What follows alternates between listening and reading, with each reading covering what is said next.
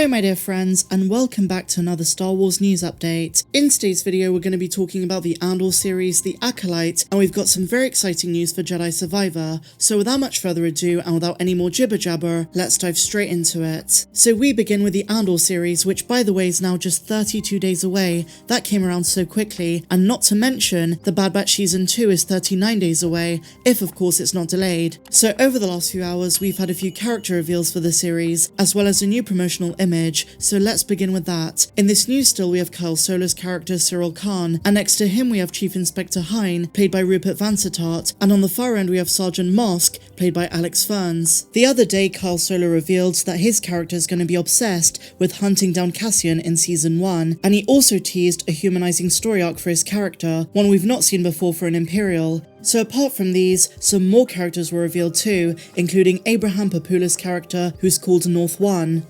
Varada Sethu is playing a character called Cinta, and the young Bella Swark, whose character plays alongside young Cassian, is called Kaya. And on top of these details, my dear friends, the plot summary for Episode 1 has been unveiled too. It says, Episode 1 explores how Cassian Andor lost his civilization at 6 years old. This of course takes place on Ferrix, and as someone pointed out to me, the destruction of Ferrix takes place in 20 BBY, 1 year before Order 66, the same year as the Battle of Umbara, the mission to Mortis, and the Battle of Dathomir. While it's very unlikely we're going to get a live-action version of these Clone Wars events, any kind of acknowledgement would be awesome.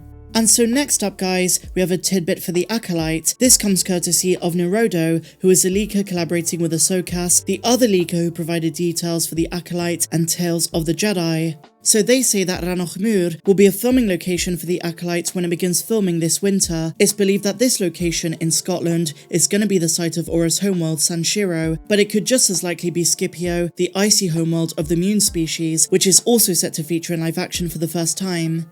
So today we've got some excellent news for all fans of Jedi Survivor or Jedi Fallen Order, the Jedi sub-franchise. Now, the reason I say sub-franchise is because this thing is expanding. No longer is it just going to be games, but StarWars.com have revealed there are books coming. Tasty, tasty stuff. So let's see what they say. The Star Wars Jedi experience is expanding. They're calling it an experience. To your bookshelf. Lucasfilm announced today 2 major releases tied to the Star Wars Jedi game series, of which the Cal Kestis faithful will want to take note. One title promises to tell an original story, while another goes inside the making of the upcoming sequel. So we basically have an unconfirmed, not final cover for the books. The first one is called Star Wars Jedi Battle Scars. Chef's kiss, I love it.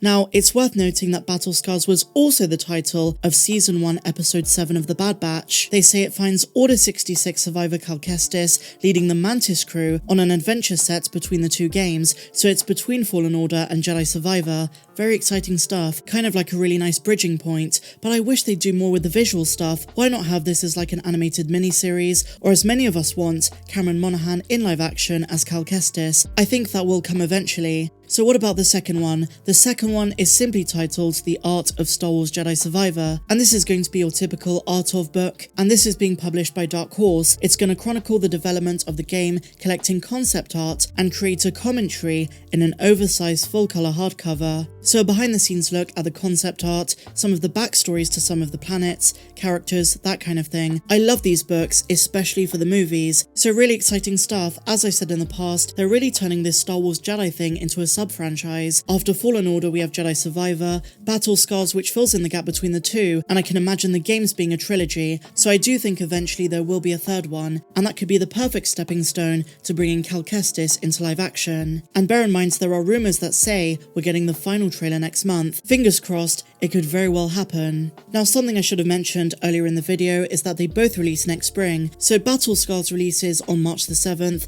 and the art book is on May the 2nd. And this could all be hinting at, pointing towards whatever you want to call it, at a March 2023 release date for the game itself. That's what's being speculated by some outlets. Let's wait and see. And so with that my dear friends, that brings us to the end of today's Star Wars news update. If you enjoyed this one, please be sure to give me a big fat thumbs up, subscribe if you're new, and I'll see you in the next one. May the Force be with you always. I'm Star Wars Meg. Have a good one.